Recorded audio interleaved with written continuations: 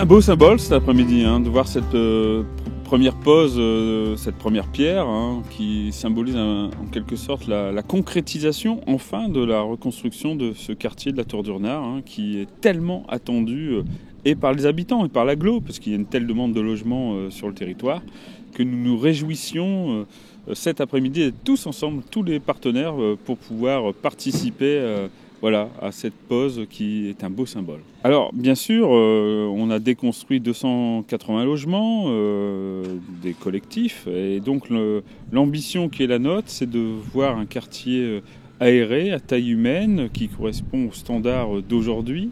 Donc on va construire entre 80 et 90 logements, donc un quartier beaucoup plus aéré, beaucoup plus vert, qui va pouvoir accueillir des familles, et notamment des familles avec des enfants. On est dans un quartier avec des écoles, avec des associations, et donc c'est un vrai besoin, et je pense que c'est une vraie attente de la part des habitants. Aujourd'hui, nous avons posé la première pierre de 9 logements individuels.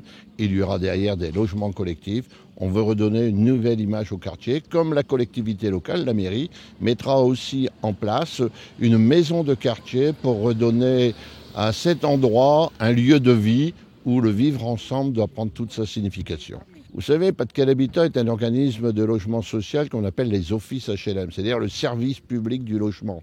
Et pour cela, nous devons, avec les bâtiments qui sont des années 50, des années 60, des années 70, où à l'époque l'énergie ne coûtait pas si cher que cela, et à l'époque où on ne faisait pas attention aux matériaux qu'on employait. De nombreux bâtiments ont des matériaux en amiante, on avait encore des conduites d'eau au plomb, on sait que tout ça est cancérigène. Donc nous sommes obligés de faire des diagnostics, nous sommes obligés de trouver des entreprises qui correspondent à désamianter et à remettre les bâtiments aux normes de propreté d'aujourd'hui.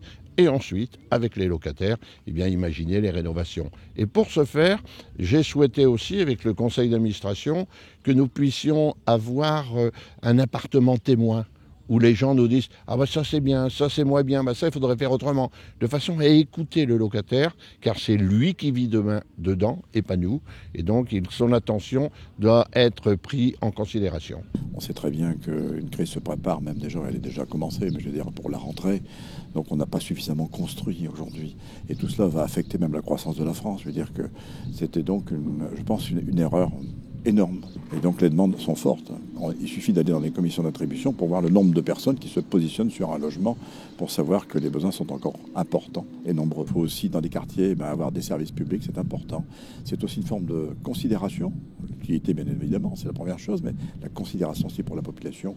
Et donc le département est très heureux d'y contribuer. L'école est juste à côté, et donc encore une fois, je salue le département du Pas-de-Calais qui a amplement participé à la rénovation, puisque le département du Pas-de-Calais donc accompagne les quartiers prioritaires dans la reconstitution notamment de l'offre à destination des scolaires, de la petite enfance. Et donc effectivement, nous sommes à côté de l'école de musique, de la crèche. Et donc vous voyez, nous sommes dans un quartier qui est prêt à accueillir les familles avec des enfants.